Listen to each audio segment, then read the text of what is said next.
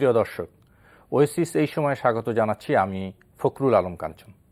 আশা করি যে যেখানে আছেন ভালো আছেন, সুস্থ আছেন। ক্রসফায়ার এবং জঙ্গি তৎপরতা নিয়ে আজ আলোচনার জন্য আমরা স্টুডিওতে আমন্ত্রণ জানিয়েছি বিশিষ্ট রাজনৈতিক বিশ্লেষক জনাব অধ্যাপক আফসান চৌধুরীকে। জনাব চৌধুরী, আপনাকে স্বাগত জানাচ্ছি এনটিভিতে। সম্প্রতি ক্রসফায়ার নিয়ে আলোচনা, সমালোচনা এবং নানা ধরনের বিশ্লেষণ আমরা দেখতে পাচ্ছি। বিশেষ করে মাদারীপুরে একজন অধ্যাপককে কুপিয়ে জখম করার যে মূল আসামি, সে আসামিকে জনতা অ্যারেস্ট করে হাতে নাতে ধরে পুলিশের হাতে তুলে দিয়েছিল এবং সেই আসামি সম্প্রতি ক্রসফায়ারে মারা যায়। এ নিয়ে নানা সমালোচনা আছে, নানা তর্ক আছে। আপনি কি বলবেন? বিষয়টা বোধহয় ক্রসফায়ার নিয়ে কেবল আলোচনাটা হচ্ছে না। বিষয়টা হচ্ছে যে আমাদের যে প্রাতিষ্ঠানিক আইন শৃঙ্খলা নিয়মের যে পদ্ধতি আছে, যে প্রক্রিয়া আছে, যে প্রতিষ্ঠান আছে, সেগুলো যোগ্যতা সম্পন্ন কিনা এবং সেগুলোর মধ্যে ক্ষমতা আছে কিনা। আমাদের দেশের আপনি জঙ্গি দমনই বলেন বা মনে করেন একজন সন্ত্রাসী দমন, একটা যে মাস্তান দমন, যেটাই বলেন, আপনি দেখবেন যে প্রত্যেকটা ক্ষেত্রে কিন্তু ক্রসফায়ার হয়। প্রত্যেকটা ক্ষেত্রে এটা হচ্ছে।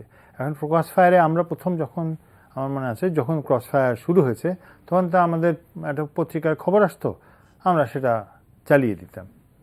এখন কিন্তু গণমাধ্যমে লোকে বলছে কথিত বন্দুকযুদ্ধ। তার মানে গণমাধ্যমের মানুষদের একটা বিষয় আছে, একটা সন্দেহ আছে যেটা আসলেই বন্দুকযুদ্ধ কিনা। এবং আপনি এত বন্দুকযুদ্ধ তো হওয়ার কোনো কারণ নেই। আপনি এটা মানুষ আর মানছে না। তো প্রথম বিষয়টা হচ্ছে যে সাধারণ মানুষ এটা মানছে না। এটার প্রথম সংবাদটা অবশ্যই পায় গণমাধ্যম তাই জন্য কথিত শব্দটা ব্যবহার করছে। একই সাথে এটার মধ্যে একটা পার্থক্য আছে। আপনি যখন প্রথম র্যাব প্রতিষ্ঠিত হয় এবং তারপর থেকে এটা অনেক বড় হারে বেড়ে গেছে, তখন কিন্তু মানুষের সামাজিক সমর্থন ছিল। মানুষ কিন্তু এটা যারা প্রতিবাদ করেছে বা যারা আপত্তি করেছে, যারা বলেছে এরকমটা ঠিক না, তাদের চেয়ে সাধারণভাবে কয়েকটা জরিপ তখন করা হয়েছিল। তাদের দেখা যায় মানুষ বলছে যে না, ঠিক আছে, যে অন্যায়, যে দোষী, এত খারাপ লোক, তাকে আর করার দরকার নেই। তো তাহলে আরও দুটো বিষয় জড়িত হয়। এক হচ্ছে আমাদের বিচার ব্যবস্থা খুব দুর্বল। আমাদের বিচার ব্যবস্থা দুষ্টকে শাসন করার মতো ক্ষমতা রাখে না, যে কোনো কারণেই হোক। তো সাধারণ মানুষ বলে বাবা একটা বিপদ গেল। এই কারণে ক্রসফায়ার প্রথম দিকে ভালো না, কিন্তু গ্রহণযোগ্যতা ছিল। আজকের দিনে এসে আপনি যদি দেখেন যে যে ফাহিম বলে যে জঙ্গিকে সাধারণ মানুষরা মাদারীপুর ধরে নিয়ে গেল, তার রিয়াকশনটা হয়েছে উল্টো। কারণ বিষয়টা, যে কারণে ফাহিমকে কিন্তু একজন সন্ত্রাস হিসেবে ধরা হয়নি, তাকে ধরা হয়েছে জঙ্গি সন্দেহ। জঙ্গি সে একজনকে হত্যা করতে গেছিল চাপাতি দিয়ে, এবং এই ধরেছে কিন্তু জনগণ এবং জনগণ ছাড়া আর কেউ ধরে না। পুলিশ এরকমভাবে ধরেছে, এরকম তো প্রমাণ দেখা যায় না। তো সেই কারণে মানুষ যেহেতু জঙ্গি নিয়ে খুব বেশি এখন অস্থির, মানুষ বলছে যে মানুষটার কাছ থেকে আরও তথ্য পাওয়া যেত, সেই মানুষটাকে কেন খুন করা হচ্ছে।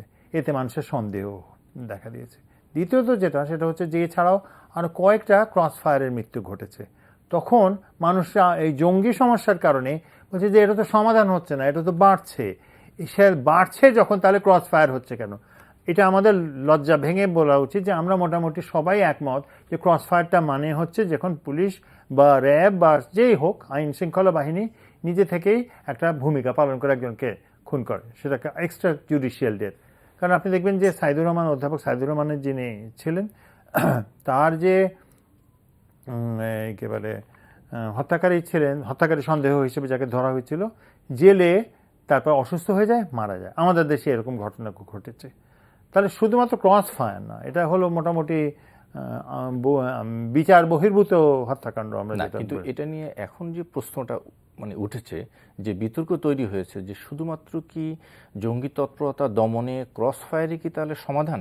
না, আমি একটু এইটুকু বলিনি যে সাধারণভাবে যেটা মনে হচ্ছে, আমাদের যে এক্সিকিউটিভ, লেজিসলেটিভ, আইন শৃঙ্খলা রক্ষা, তাদের ঘাটতি আছে, এটা প্রকাশ করছে। মানে তারা সমাধান করতে পারছে না। তারা বলছে যে একে মেরে ফেলেছি, ও সবই জানতো। তো আমরা বুঝবো কি করে যে ও সবই জানতো? যতক্ষণ না এটা বলা হয় যে হ্যাঁ সে সব জানতো, এবং সে যতক্ষণ না বলে যে আমি জানতাম এবং এই জানতাম, আমরা বিশ্বাস করছি না। ও অতএব এই মুহূর্তে এসে এটা সংকটটা হয়েছে জনগণের অবিশ্বাস এবং যেসব কার্যক্রমের মাধ্যমে সরকারি বাহিনী এই সন্ত্রাসটাকে দমন করার চেষ্টা করছে। তো এটা সফল, আমি বলবো এই মুহূর্তে এসে এটা নিয়ে প্রশ্ন দেখা দিয়েছে। আপনি 15,000 20,000 মানুষকে ধরলেন, ধরে তারপরে আমাদের মন্ত্রী সাহেব বলছেন আবার প্রয়োজনে ধরা হবে, একই সাথে বলছেন যে জেল যেটা আছে তার 3 গুণ বেশি মানুষ আছে। এবং যেহেতু আমরা সমাধান একটা মানুষকে খুব প্রয়োজন আমাদের দেখা যে একটা মানুষ যে জঙ্গি হত্যাকাণ্ড করেছে বা তার সঙ্গে জড়িত তার বিচার হচ্ছে, বিচারের পক্ষে তার ফাঁসিতে ঝোলানো হচ্ছে, ফাঁসিতে ঝোলানো হোক বা জেলে যাওয়া হোক, এই যে প্রক্রিয়াটা যে ইনভেস্টিগেশন থেকে অ্যারেস্ট থেকে সেন্টেন্সিং, এই 3টা প্রক্রিয়া আমাদের সামাজিকভাবে মনের শান্তির জন্য প্রয়োজন, ওইটা আমরা দেখতে পাচ্ছি না। এবং যেহেতু 2014 থেকে অনেক বেড়ে গেছে, এই 2 বছরে আমাদের অস্থিরতা অনেক বেশি বেড়েছে, সেই জন্য আমার মনে হয় না ক্রস ফায়ার বলেন বা জেলের মধ্যে মানুষকে রিমান্ডে নিয়ে গিয়ে অসুস্থ হয়ে বা যে হয় বলেন, এটার সমাধানটা হচ্ছে না। না, সমাধান হচ্ছে না, কিন্তু বিচার ব্যবস্থার যে দীর্ঘসূত্রতা, এটাও তো একটি আমাদের অন্যতম একটি সেটা তো বিচার, হ্যাঁ জি অবশ্যই। এবং এটা তো সব, আমি একবার একটা আলাপ করছিলাম, মন্ত্রী ছিলেন তিনি নিজেই বললেন যে হ্যাঁ এত দিন হয়, এটা আমাদের দুর্বলতা। আমি নিজে যখন গবেষণায় দেখেছি যে কেন মানুষ বিচারে যেতে চায় না, এটা বড় কারণ হচ্ছে অনাগ্রহ আছে। তাহলে আপনি যদি খুন করেন, যদি আপনার 20 বছর লাগে মানে বিচার হতে, তো খুনের তো মোটামুটি সাজা 14 বছরের বেশি হয়ে যাচ্ছে। তো তাহলে আমার মতে সরকার যদি এটাকে গুরুত্ব দেয়, 14 বছর মোটামুটি 12-14 বছরের রায় পেতে লাগছে, সেটাই বলছি। আমাদের আওয়ামী লীগের নেতা এই যে আহসানুল্লাহ মাস্টার রায় কিন্তু প্রায় 12-14 বছর। তবে আপনি দেখুন, তাহলে এখন যেহেতু জঙ্গি সমস্যাটা কিন্তু সাধারণ খুন থেকে আলাদা, এটা রাজনৈতিক একটা মতাদর্শ ভিত্তিক, তাহলে সরকারের উচিত যে এমন কোন একটা বিশেষ ট্রাইব্যুনাল করা। কারণ সরকার যে পারে না তা না, ওই বাচ্চাগুলো যখন খুন করা হয়েছিল। কিন্তু এখানে আরেকটি কোশ্চেন কিন্তু আসছে, সেটা হচ্ছে যে যদি ক্রস ফায়ারে এরকম ভাবে কারো মৃত্যু হয়, তো তার কাছ থেকে যে তথ্যগুলো আমরা পেতে পারতাম, এর মূলে কারা রয়েছে, এই জঙ্গি তৎপরতার মূলে কারা রয়েছে, তারা কিন্তু সবসময় কিন্তু একটু নেপথ্যে থাকছে, ধরাছোঁয়ার বাইরে থাকছে, কিন্তু খুব স্পষ্ট হচ্ছে না যে কারা এটার মূলে, কিভাবে এই তৎপরতাটা এত দেশব্যাপী জোরদার হচ্ছে। প্রশ্নগুলো যেটা আমার মনে হয় আইন শৃঙ্খলা বাহিনী যেটা বুঝছেন, তাদের তো সেই রাজনৈতিক বিবেচনাটা তো তাদের থাকারও কথা না, যারা রাজনৈতিক দায়িত্ব রয়েছেন তারা বলবেন। সেটা হচ্ছে এটা কেবল এইটা হচ্ছে না, যেটা হচ্ছে যে আসলে মূল হোতা কারা এ সম্পর্কে মানুষের মধ্যে প্রশ্ন তৈরি হয়ে গেছে। তো তৈরি হয়ে যাওয়ার ফলে কি হয়েছে, বিভিন্ন সময় আমি একবার আমার বন্ধু মেজবা কামাল বলছিল যে দীর্ঘসূত্রিতার কারণে মানুষের মধ্যে একটা অস্থিরতা, তাদের ভাই এটা ঝামেলাটা শেষ করে ফেললো। কিন্তু আমার মনে হয় যেটা এখন 2016 সালে এসে যেটা আমাদের হয়েছে, এটা আমাদের জন্য, সাধারণ মানুষের জন্য যথেষ্ট নয়। সাধারণ মানুষ বিচারটা চায়, তো সেটা তো এটা দিতে পারছে না, এবং বিচারটা চায় মানে জানতে চায়।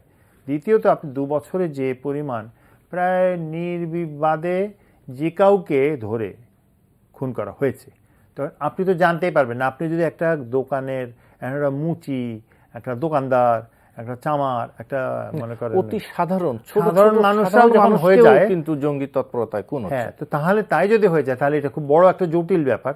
এবং আমার তো মনে হয় 71 সালের পরে, দেশ স্বাধীনতার পরে সাধারণ মানুষের মধ্যে এত ভয় ভীতি লক্ষ্য করা যায়নি। সেদিক থেকে আমাদের তো বলতে হবে যে রাজনৈতিকভাবে আমার মনে হয় না কেউ মনে করে যে জঙ্গিরা বাংলাদেশে ক্ষমতা দখল করতে যাচ্ছে। কিন্তু যেটা মনে হচ্ছে যে ভয় যদি পাওয়াটা তাদের উদ্দেশ্য হয়ে থাকে, তাহলে ভয়টা মানুষ পেয়েছে। তো আমার সেই দিক থেকে তো এই যে মানসিক এবং মনস্তাত্ত্বিক যে বিজয়, এটা আমাদেরকে মেনে নিতে হবে। তো সেই কারণে সরকারের আরো বেশি করে দরকার এমন কোনো ভূমিকা পালন করা। ক্রস ফায়ার দিয়ে জঙ্গিরা সবল না দুর্বল এটা প্রমাণ করা যাবে না, এটা ঠেকানো যাবে না। এই জন্য ক্রস ফায়ারটা রাজনৈতিকভাবে একটা অসুবিধার কারণ হয়ে দাঁড়িয়েছে এই মুহূর্তে। সেটা আমার মনে হয় যারা এইসব বিষয়ে যারা সিদ্ধান্ত নেন বা যারা এই প্রক্রিয়াটা চালু করেছেন তারা করবেন। মানুষের মনের মধ্যে ক্রস ফায়ার, আপনি জঙ্গি যে কথাটা আপনি বলছেন যে আচ্ছা জঙ্গি আছে, জঙ্গিকে আমরা জানি না, জঙ্গি বলে একটা চেহারা আমরা দেখতে পাই না। আমরা সাধারণত রাজনৈতিকভাবে শুনছি এরা জামাত শিবির। তো জামাত শিবির হলে এদের ক্রস ফায়ার করার কি দরকার আছে? এদেরকে ধরো, এদের কাছে মানে যে পদ্ধতিতে আছে তথ্যটা সংগ্রহ করো এবং তার সঙ্গে তাহলে ধরতে ধরতে ধরতে ধরতে তো একবারে ওপরে পৌঁছানো যায়। যতবারই একটা খুন হচ্ছে মানুষের মধ্যে এখন আর ক্রস ফায়ার নিয়ে কোনো প্রশ্ন হচ্ছে না। মানুষের খুন হচ্ছে যে ক্রস ফায়ারে যাকে হত্যা করা হচ্ছে, খুন করা হচ্ছে, সে তো তথ্য দিতে পারতো। তো আপনি তথ্যর সূত্র কেন বন্ধ করে দিচ্ছেন? এই প্রশ্নটা বড় হয়ে গেছে। এটা তো সাধারণ মানুষের প্রশ্ন হিসেবে বড় হয়েছে। এটাই আমার মনে হয় বড় সংকট এই মুহূর্তে। জঙ্গিবাদ দমনের জন্য শুধু ক্রস ফায়ারই একমাত্র পথ না, তাহলে আর কি কি পন্থায় বা আর কিভাবে? বিরোধী দল কিন্তু বলেছিল, বিশেষ করে বিএনপি বলেছিল যে একটি ঐক্যমত যদি মানে পৌঁছানো যায় তাহলে এই সংক্রান্ত বিষয় নিয়ে একটা আলোচনায় বসা, একটা সমঝোতায় আসা কথা বলেছিল। আপনি কি মনে করেন এ ধরনের কোনো রাজনৈতিক সমঝোতা কি এরকম একটি বড় সন্ত্রাসবাদ বা জঙ্গি তৎপরতার বিরুদ্ধে ঐক্যমতের প্রয়োজন আছে কিনা? না, ঐক্যমত তো অবশ্যই প্রয়োজন আছে। শুধু ঐক্যমত না, এবং এটা রাজনৈতিক ঐক্যমত না কেবল, এটা সামাজিক ঐক্যমতের প্রয়োজন আছে। তো আপনি কয়েকদিনে খেয়াল করবেন যে আলেম কত লক্ষ, 1 লক্ষ আলেম বোধহয় বলেছেন যে জঙ্গিবাদ মানে ফতোয়া দিয়েছেন। এতে কোনো প্রভাব মানুষের মধ্যে হয়নি। মানুষ তাদেরকে জঙ্গিবাদ সম্পর্কে বক্তব্য দেওয়ার জন্য সবচেয়ে শ্রেষ্ঠ মানে গোষ্ঠী মনে করে না, যে কোনো কারণেই হোক। আর জঙ্গিবাদ তো আর গ্রামের সাধারণ কৃষক না, জঙ্গিবাদ তো মোটামুটি শিক্ষিত মানুষরাই জঙ্গিবাদী করছে। রাজনৈতিক যদি দেখেন, আমি কয়েকটা জায়গাতেই শুনেছি, কয়েকটা আলোচনাতে থেকেও যেটা শুনেছি, যখন বলা হয় যে বিএনপির সঙ্গে আওয়ামী লীগ বসবে, আমার মনে হয় আওয়ামী লীগ এটা নীতিগতভাবেই করতে পারবে না। এই কারণে যে আওয়ামী লীগ তো বলছে বিএনপিরই হচ্ছে প্রধান জঙ্গি, বিএনপি জামাত ইসলামী। তো সেই ক্ষেত্রে আওয়ামী লীগের সঙ্গে বলার প্রশ্নই আছে না। এবং সব ক্ষেত্রে সকল জায়গাতে, এমনকি পুলিশও এখন বলছে এটা থেকে দেখে মনে হয় এটাতে আওয়ামী লীগ জামাত। তাহলে যে রাজনৈতিক অবস্থানটা সরকার নিয়েছে, এতে একলা চলার ঘোষণাই মোটামুটি দেওয়া হচ্ছে। তো সরকার যদি এই একলা চলা ঘোষণার ফলে যেটা হচ্ছে, সরকারের জন্য কোনো বড় একটা ফ্রন্ট করা সম্ভব নয়। সরকার মোটামুটি এককভাবেই মনে করছে সে দমন করতে পারবে, অথবা এককভাবে সে দমন করতে চায়। তো এই মুহূর্তে সরকারের যে হিসাব, আমার যেটা মনে হয় যে সরকারের কাছে ঐতিহাসিকভাবে প্রধান শত্রু দল কিন্তু বিএনপি। এটা সরকারের শত্রু দল, হ্যাঁ, সরকার নয়, মানে আওয়ামী লীগের প্রধান শত্রু দল বিএনপি। কেন? কারণ 75 সালে তাদের যে সবচেয়ে বৃহৎ হত্যাকাণ্ড বাংলাদেশের, সেটা তো তারা মনে করে জেনারেল জিয়া করেছেন। তো জেনারেল জিয়া যেহেতু পরবর্তীকালে বিএনপির প্রতিষ্ঠাতা, তাহলে এটা খুব পরিষ্কার যে এটা বিএনপির সঙ্গে সম্পর্কিত। এবং আমি নিজে গবেষণা করতে গেলে, তাদের সঙ্গে কথা বলতে গেলে তারা নিজেরাই বলেন, অনেকেই বলেছেন এই কথাটা। তারপরে যে এপ্রিল গ্রেনেড হামলা যেটা হলো, সেই গ্রেনেড হামলাটাও তারা তারেক জিয়াকে না, কিন্তু আপনি বলছেন যে এই ধরনের অতীত এই ঘটনাগুলো কেন বিএনপির সাথে একটা ঐক্য বা সমঝোতা করা অসম্ভব হবে না, কখনো না, হবে না। কিন্তু তাহলে জঙ্গি দমনে কি শুধুমাত্র আইন শৃঙ্খলা রক্ষাকারী বাহিনী দিয়ে সামাজিক? আমি বলছি যে সবাই বলছে এই কথাটা, কিন্তু এই সরকারের কাছে এরা ছাড়া বিএনপিকে দমন করাটা সরকারের প্রধান উদ্দেশ্য। তো সেই ক্ষেত্রে জঙ্গিবাদটাকে সরকার খুব বড়সড় একটা সমস্যা এতদিন পর্যন্ত মনে করেনি। আমার মতে সমস্যা পরিবর্তনটা হয়েছে গত 10 দিনে। গত 10 দিনে এই কারণে হয়েছে যে আপনি দেখেন, যখন ব্লগারদের হত্যা করা হয়েছে, খুব দ্রুত ব্লগাররা কিন্তু নাস্তিককে পরিণত, তারা আর ব্লগার রইল না, তারা নাস্তিক। এবং যেহেতু আমাদের দেশের মানুষ ধর্মপ্রাণ, সেহেতু নাস্তিকদের নিয়ে তো চিন্তা করারও একটা নেগেটিভ অ্যাটিটিউড রয়েছে, আমরা চিন্তা করাও বন্ধ করে দিলাম। তারপরে হত্যাকাণ্ড যেগুলো হয়েছে, তারা বেশ কিছুদিন একটু বন্ধ ছিল। ব্লগারকে হত্যা করলে এই দেশের মানুষ নড়বে না, এটা মোটামুটি আমার মনে হয় আমাদের যে প্রতিক্রিয়া দেখে। তারপরে যেটা করলো, অধ্যাপক মারা গেলেন 1-2 জন, সেটা থেকে আমরা বললাম যে এরাও জঙ্গিবাদ দ্বারা হত্যা, কিন্তু সেগুলো নাড়ায়নি, কারণ এই মানুষগুলো জনযোগাযোগ খুব সীমিত। তাহলে তৃতীয় যে গোষ্ঠীটা, যেটা ইদানিং 4-5টা ঘটনা ঘটে গেল, সেটা হচ্ছে যারা সংখ্যালঘু গোষ্ঠীর এবং ধর্মীয় নেতৃত্ব, এইটা পরিবর্তনটা এনেছে। পরিবর্তনে আপনি যদি একজন খ্রিস্টানকে মেরেছেন, বিদেশিকে মেরেছেন, তখন এত অসুবিধা হয়নি। হ্যাঁ, বিদেশিরা হয়েছে, তারা প্রতিবাদ করেছে, এই করেছে। আপনি যখন জুলহাজ মান্নানকে হত্যা করা হলো, মার্কিন যুক্তরাষ্ট্র খুব প্রবলভাবে চাপ দিয়েছে, তারা ধরেছে। আমি জানি না এটা কত দূর তারা প্রকৃত খুনি কিনা। হিন্দু জনগোষ্ঠীর সদস্যদেরকে এবং এত নিরীহতম মানুষকে যখন একদম দর্জি, দর্জি, দোকানদার এদের যাদের কোনো মারার কোনো মানে যাদের সঙ্গে রাজনীতির কোনো সম্পর্ক নেই, এবং তারপরে যেটা নারায়ণগঞ্জের ঘটনাটা, আপনি গোটা হিন্দু জনগোষ্ঠীকে কিন্তু সাংঘাতিক রকম অস্থিরতায় দুর্ভাবনায় ফেলে দিয়েছেন। তারা উপায়ান্তর না হয়ে যে কাজটা করেছে, এবং যেটা আমার মতে খুব যেটা আমি মনে করি প্রভাব ফেলেছে, সেটা হচ্ছে যে তারা দেখেছে যে এই দেশে আমি যখন বলছি যে আমাকে রক্ষা করো, কেউ রক্ষা করছে না। দ্বিতীয়ত, নারায়ণগঞ্জের হত্যাকাণ্ডের সময় দেখবেন যেটা সরকারের জন্য একটু অস্বস্তির কারণ হবে, যে স্থানীয় মানুষকে, সেটা ওই সেলিম ওসমান, যে কেসটা নিয়ে আমরা কোনো কিছু আর এখন বলি না, কারণ আমাদের তো দ্রুত আমরা ভুলে যাচ্ছি একের পর এক, প্রতিদিন টিচারকে যে করা হলো, তার ফলে যেটা হয়েছে যে বিচার পাওয়া যাবে না। এবং সরকার, প্রধানমন্ত্রী বোধহয় এই সম্পর্কে কোনো বক্তব্য দেননি, অন্যরা বক্তব্য দিয়েছেন, সেলিম ওসমানকে কোনো জিজ্ঞাসাবাদ করে অ্যারেস্টও করা হয়নি, তার মানে আপনি তাকে ছাড় দিয়ে দিচ্ছেন। অন্য সময় সেলিম ওসমানের পক্ষে কারা আসলো হেফাজতে ইসলাম। সরকার কি হেফাজতে ইসলামের বিপক্ষে কোনো অবস্থান নিচ্ছে? না, নেবে না। সরকার ধর্মীয় কোনো মুসলমান ধর্মের কোনো গোষ্ঠীর বিরুদ্ধে কোনো ভূমিকা নেবে না। সরকার জামাত ইসলামীকে ধর্মীয় গোষ্ঠী মনে করেন, এটাকে রাজনৈতিক একটা দল হিসেবে মনে করে। এর ফলে যেটা হয়েছে, হিন্দু ধর্মাবলম্বী মানুষের মধ্যে কিন্তু ভীষণ অনিশ্চয়তা তৈরি হয়েছে। ভীষণ অনিশ্চয়তা তৈরি হওয়ার কারণে তারা যে কাজটি করেছে, প্রথম রানা দাশগুপ্ত এবং পীযূষ ব্যানার্জির নামে যেটা হলো যে তারা ভারতের হস্তক্ষেপ কামনা করেছে, পরবর্তীতে কিন্তু রানা তারা দাশগুপ্ত কিন্তু অস্বীকার করেছেন যে তারা এই ধরনের কোনো, কিন্তু এটা পিটিআইতে কভার হয়েছে।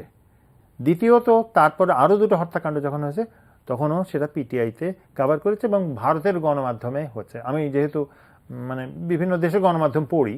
তৃতীয়ত যেটা হচ্ছে রামকৃষ্ণ মিশনের চিঠিটা, এই চিঠিটা যখন হত্যার হুমকি দিয়ে চিঠি 30 তারিখের মধ্যে তোমাকে খুন করে ফেলবো, এটা বিরাট ব্যাপক একটা আলোড়ন সৃষ্টি করেছে। কেন আলোড়ন সৃষ্টি করছে? নরেন্দ্র মোদী নিজে হচ্ছে রামকৃষ্ণ মিশনের ভক্ত, অনুসারী। আপনি সেই দেশের প্রধানমন্ত্রীর অনুসারীকে নিরাপদ রাখা, এটা তো তার ধর্মীয় দায়িত্বের মধ্যে পড়ে গেছে। ফরেন, আমি আজকে গণমাধ্যমের ওইটা পড়ছিলাম, এটা লেখার জন্যে, দেখলাম যে এইটা একটা বড় সড়ো গুরুত্বপূর্ণ একটা সংবাদ, এবং ফরেন মিনিস্টার থেকে আরম্ভ করে প্রত্যেকে ডেকে তারা বলছে গণমাধ্যমকে আমরা এই ভূমিকা নিচ্ছি, এই হচ্ছে। এবং ভারত যেটা হচ্ছে, ভারতের দূতাবাসের মানুষরা এখন হত্যাকাণ্ড, হিন্দু হত্যাকাণ্ড হলে সেখানে যাচ্ছে। তাহলে এইটা কেবলমাত্র বাংলাদেশের সমস্যায় সীমাবদ্ধ আর নেই। আমরা বেশ কিছুদিন আমেরিকাকে গালি দিয়েছি, আমেরিকা ঢুকতে চাইছে, এখন চাই আর না চাই ভারত এটার অংশ হয়ে গেছে। ভারতের রাজনীতি অভ্যন্তরীণভাবে যদি ভারত, নরেন্দ্র মোদীর সরকারকে সবল থাকতে হয়, তাহলে বাংলাদেশের উপরে চাপটা সৃষ্টি করতে হবে। এই চাপটা সৃষ্টি করতে গিয়ে আবার এখান থেকে কোনো রাজনীতির শাখা প্রশাখা বের হয় কিনা আমরা বলতে পারছি না। কিন্তু এখন আর সমস্যাটা আমরা যতটা অভ্যন্তরীণ বিএনপি জামাতের সমস্যা বলছিলাম, এখন তো আর সেই সমস্যা নেই। কারণ এখন তো সেটা বিএনপি জামাতের মাধ্যমে বা যে কোনো খুনির মাধ্যমে, এখন সেটা স্থানিক একটা আমাদের যেটা রিজিনাল একটা সমস্যায় পরিণত হয়েছে, এবং ভারত সক্রিয় হয়ে গেছে। তো আমি জানি না এটা কি হবে। লোকজন গালি দিচ্ছে যে কেন ভারতকে এখানকার হিন্দু জনগোষ্ঠী আহ্বান জানিয়েছে। আপনার জীবনের উপরে যদি এটা আসে, আপনি তো যেখানে আপনি বাঁচতে চাইেন, মানে সাহায্য পাবেন, আপনি চাইবেন, এটা তো আপনার অস্বীকার না। আমরা বাংলাদেশের মুক্তিযুদ্ধের সময় ভারতের কাছ থেকে এই সমর্থনটাই চেয়েছিলাম এবং পেয়েছিলাম। কারণ হিন্দুদের যদি মনে হয় যে এরকমভাবে আমাদের কেউ রক্ষা করছে না, কারণ আপনি তো দেখে দেখে হিন্দু মেরেছেন, আপনি একজনও জন্মে, এবং আপনি তো বড়সড় হিন্দুকেও কেবল আক্রমণ করবেন তা না, আপনি গরিব হিন্দুকেও আক্রমণ করছেন। আপনি অভিজিৎকে আক্রমণ করেছেন, যতই নাস্তিক হোক আর হোক, অভিজিৎকে হিন্দু হিসেবে দেখা হচ্ছে, তার বাবা একজন হিন্দু হিসেবে পরিচিত হচ্ছে। আপনি যে দোকানদার ছিল হিন্দু হিসেবে দেখা হচ্ছে, শিক্ষক হিন্দু। আপনি কি বলে রামকৃষ্ণ, যেটা এটা আমাদের সমাজে আছে, হ্যাঁ, এবং সেইখানে আরেক জিনিস খেয়াল করবেন, 5 জন ভারতীয় আছে। তো এখন আর এটা আমাদের জাতীয় সমস্যায় নেই, এখন এটা আন্তর্জাতিক সমস্যা হয়ে গেছে। তবে ভারতীয়দের রক্ষা করার জন্য হলেও আপনি এখন বাংলাদেশ সরকার যেমন ওখানে 5 জন ভারতীয় আছে বলছেন, কোন 5 জন ভারতীয়? আমি ভারতীয় গণমাধ্যমে দেখেছি যে তারা বলছে যে এখানে 5 জন ভারতীয় মঠের যারা ধর্মীয় মানুষ, আমাদের যেমন হজ করতে যায়, আমাদের দেশে যে রামকৃষ্ণ মিশনটা, এটা হচ্ছে বেলুরের রামকৃষ্ণ মিশনের একটা শাখা, এটা স্বাধীন রামকৃষ্ণ মিশন না সেই অর্থে, মানে এটা একটা শাখা রামকৃষ্ণ মিশন। তো সেখানে 5 জন ভারতীয় আছে, মানে তারা ধর্মকর্ম চর্চা করছে। না, এই তথ্যটা মনে হয় সঠিক না। এই ধরনের তো কোনো ভারতীয় আমি গণমাধ্যমে বলছি যে 5 ইন্ডিয়ান ন্যাশনালস আর বেসড দেয়ার, কথাটা এইভাবে আছে। আচ্ছা আচ্ছা আচ্ছা। তো 5 আমি যদি ভুল হয় তাহলে তো আমি বলছি যে আমি গণমাধ্যম থেকে কোট করছি, তাই যদি হয় তো তাহলে এরা হচ্ছে মানে এরা নিশ্চয়ই মানে উপাসনাই করে। জি। ও আচ্ছা, আপনি বলছেন যে রামকৃষ্ণ মিশনে 5 জন ভারতীয় অনুসারী, আচ্ছা তাহলে তা থাকতেই পারে, এটা খুব স্বাভাবিক। তাহলে এখন তাদের উপর যদি কিছু হয়ে যায় এটা তো তখন তো অন্যরকম সমস্যা হয়ে যাবে। আমরা জাপানি মরলে কিছু এসে যাবে না, আমাদের কি বলে না, যে কোনো মানুষের মরলে না, আমরা হয়নি তো, আমরা পার হয়েছি, কিন্তু ভারতেরও তো অভ্যন্তরীণ রাজনীতি আছে। জি। অধ্যাপক আফসান চৌধুরী, আজকে কিন্তু আর সময় নেই, আমাদের শেষ করতে হচ্ছে। অন্য একদিন হয়তো আমরা এই আলোচনায় ইতি টানতে পারবো। দর্শক, এই ছিল আমাদের আজকের আয়োজন। আশা করি আবার দেখা হবে আগামী অনুষ্ঠানে। ততক্ষণ সবাই ভালো থাকুন। আল্লাহ হাফেজ।